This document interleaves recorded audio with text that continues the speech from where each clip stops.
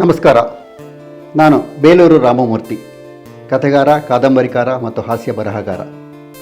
ಪ್ರಸ್ತುತ ಪ್ರಕಟವಾಗುತ್ತಿರುವ ದಡ ಸೇರದ ದೋಣಿಗಳು ಕಥಾ ಸಂಕಲನ ನನ್ನ 104ನೆಯ ಪುಸ್ತಕ.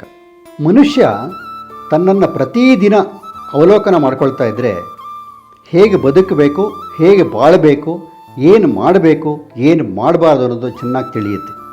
ನಾವು ಮನಸ್ಸಿನ ನೆಮ್ಮದಿಗೋಸ್ಕರ ಪ್ರತಿದಿನ ಪ್ರವಚನ ಮಂದಿರಗಳಿಗೆ ಹೋಗಿ ಅಲ್ಲಿ ನಡೀತಕ್ಕಂಥ ಪ್ರವಚನಗಳನ್ನು ಕೇಳ್ಕೊಂಡು ಬರ್ತೀವಿ. ಸುಮಾರು 1 ಗಂಟೆ ಕಾಲ ಅಲ್ಲಿ ಕಾಲ ಕಳ್ಕೊಂಡು ಮನೆಗೆ ಬಂದಾಗ ಮತ್ತೆ ಮನೆಯ ಸಂಸಾರದ ತಾಪತ್ರಯಗಳೇ ಮುಳುಗಿ ಹೋಗ್ತೀವಿ. ರಾಮ ಮಂದಿರದಲ್ಲಾಗಲಿ ಇನ್ನೊಂದು ಕಡೆಯಲ್ಲಾಗಲಿ ನಾವು ಪ್ರವಚನ ಕೇಳಿದ್ದ ಉದ್ದೇಶ ಏನು? ಅದನ್ನು ನಮ್ಮ ಬದುಕಲ್ಲಿ ಅಳವಡಿಸ್ಕೊಳ್ಳೋಕ್ಕಾಗತ್ತಾ? ನಾವು ಒಂದು ಪಕ್ಷ ಅಳವಡಿಸ್ಕೊಳ್ಳೋಕ್ಕಾಗದೇ ಇದ್ದರೆ ಪ್ರವಚನ ಕೇಳಿ ಏನು ಪ್ರಯೋಜನ? ಈ ರೀತಿಯ ದ್ವಂದ್ವಗಳು ಎಲ್ಲರ ಬದುಕಿನಲ್ಲೂ ಸಾಕಷ್ಟು ನಡೀತಾ ಇರುತ್ತೆ.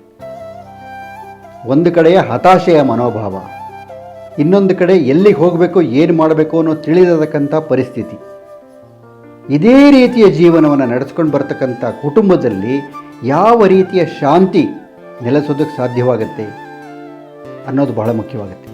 ದಡ ಸೇರದ ದೋಣಿಗಳು ಪುಸ್ತಕವನ್ನು ಪ್ರಕಟಿಸುತ್ತಾ ಇರತಕ್ಕಂಥ ವೀರಲೋಕ ಪ್ರಕಾಶನದ ಬಳಗದ ಎಲ್ಲ ಸದಸ್ಯರಿಗೆ ನನ್ನ ವಂದನೆಗಳು.